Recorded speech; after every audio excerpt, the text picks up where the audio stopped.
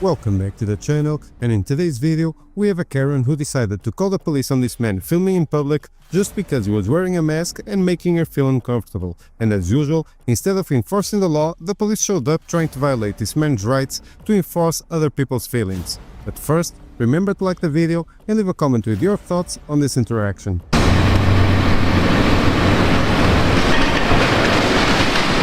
Who are you and why are you taking pictures? What's that? Who are you and why are you taking pictures? I can't really get into who I am. Are you ICE? Why would you think I'm ICE? Because you got your face covered. So, Why is your face covered? It makes me uncomfortable. that's it. Are you here illegally? No, of course I'm not. But whether I'm here illegal or not doesn't matter. This makes me nervous. Doesn't matter why we're taking video. It does to me when you've got your face covered. I don't know what to tell you. Sometimes you don't get what you want. It starts exactly the way these encounters always do, with fear disguised as authority. From the very first seconds, the tension is unmistakable. A man quietly filming in public becomes the target, not because he's breaking the law, but because his presence makes someone uncomfortable. A mask, a camera, and suddenly accusations begin flying. The woman doesn't ask questions, she assumes. Watch closely here. This isn't concern for safety. This is fear weaponized, feelings elevated above facts. The filmer stays calm, refuses to justify his existence, and that alone escalates the situation. The more rational he remains, the more hostile the confrontation becomes. And when she fails to control him, she does what so many do next. She calls the police. This is the spark. Everything that follows is a test of rights versus feelings. Then I guess it's okay if I take your... Why don't you take your mask down? No, I don't take time with other adults telling me to take my clothes off. So Yeah, it's just your mask. It's a little weird. Yeah, we did that for 3 years, right? So was everyone ICE during COVID? Oh, give me a break. Bye. Don't tell me bye. I have as much right to be here. You're going away. See you later. Yeah, what are you going to do? You said you What are you going don't want to to be do? recorded yet. You just walked in front of the camera. I don't care. Okay, well then. I don't Obviously care. you don't. Yeah, I just think it's really bizarre and that That's very totally bizarre fine. that I you're mean, here. you know. And I'm guessing you're ICE and I like your Gotcha. So shame. Yeah, Yeah. thank you. My son's actually. All right, you have a better day, okay? Yeah, I hope you guys have it. If you're ICE, And there's that- if there's you're off- ICE, if you're just around the corner. ICE, shame on you. Oh, no. And I hope you don't sleep well at night. And if there is a hell, you're going. Gotcha, okay. You're being disorderly, man. Just go away. Bye. Have a good day. See you later. Have a good day. Bye. See you later. Hey, how's it going? I don't be recorded. Okay. I'd like to know what you guys are doing here. Just working. Working for. Myself. And did you get authorization to be in this area? There's no restrictions in this area. Well, for the safety, I mean, you could view. They said that there's a viewing area that you can be up. They don't want people. No one down. told us that. In fact, I've only had 2 conversations, or actually 3. I had one with the guy about some accidents. I'm here working on stories about like basically unsafe conditions, that kind of stuff. And then For who? my media company. What media company is that? I'd rather not give that at this point. Why is that? If you got a business card and you got like a work email address, happy to email you later.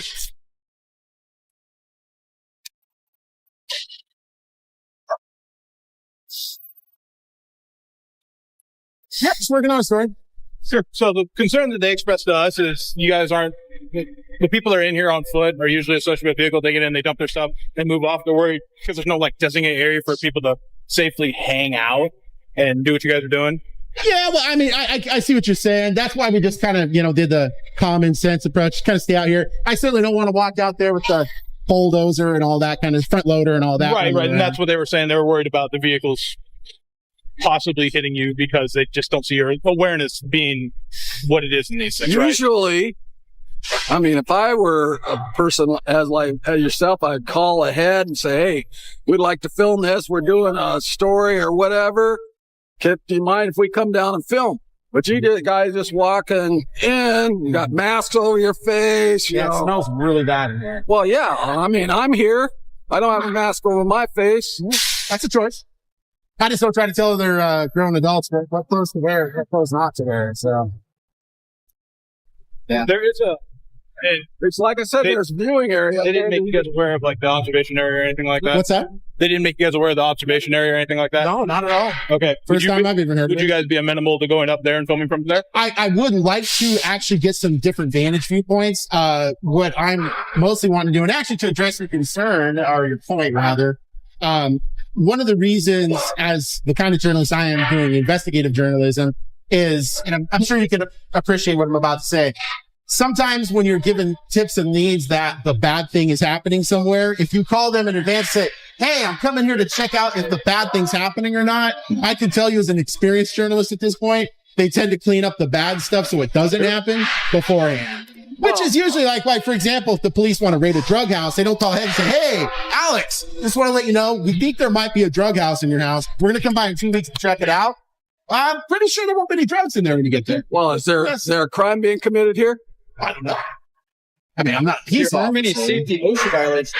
That is You true. guys work for OSHA? No. Oh, well. For OSHA safety means that, unaccompanied people, or you're not supposed to be here, you need to be in the viewing area. Oh, we could be here. Yeah, there's no restriction. Like, for example, a lot of places slap. In fact, actually, if you were to go out, see that building right there, that station? If you go out there, walk down this sidewalk right there, you'll see on their door, it says authorized personnel only.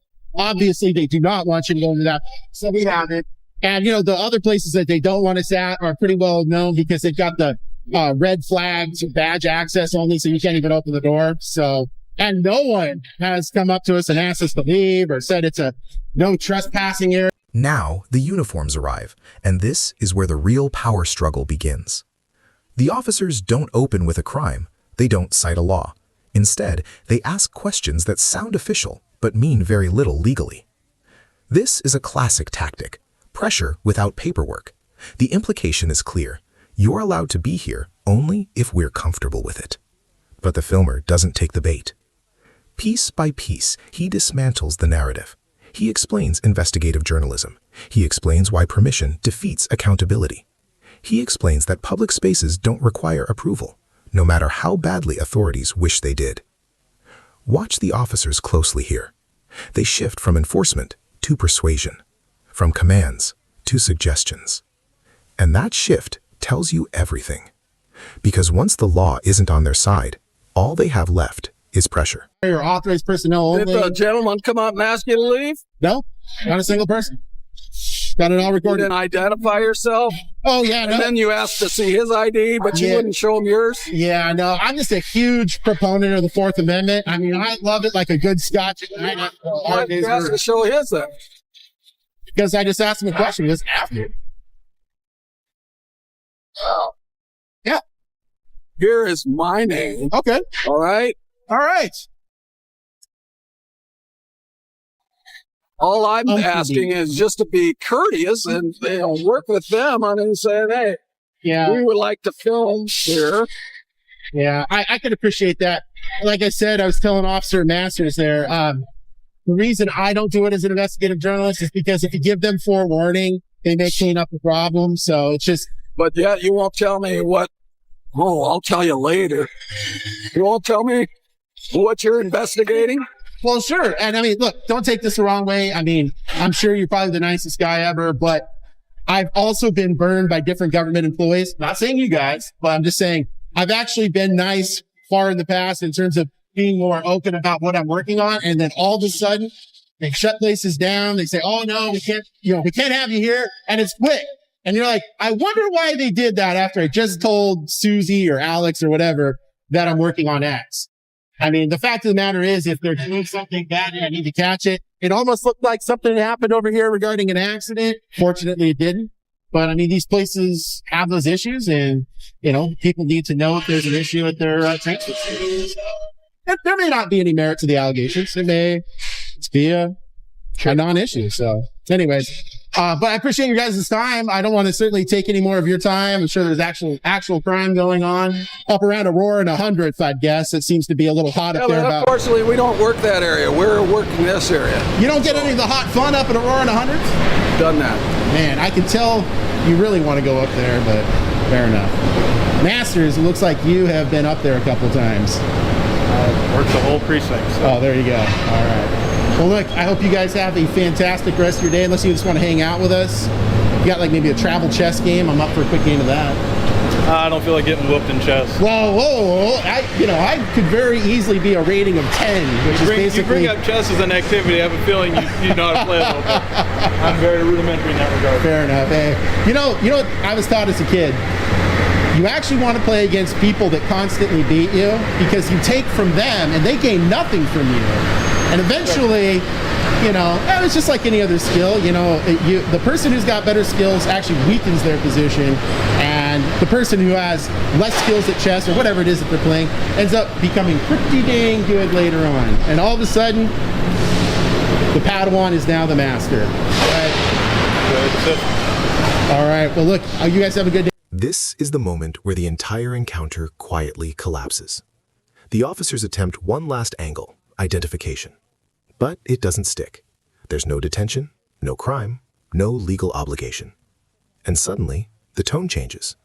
The questions stop, the authority softens. The confrontation dissolves into casual conversation. This is the silent admission you'll never hear out loud. They have nothing. No charges, no orders, no enforcement. What started as accusations and intimidation ends with small talk and polite goodbyes, a clear sign of who actually understood the law from the beginning. And as the officers walk away, the message becomes crystal clear. When civilians know their rights, fear loses its power.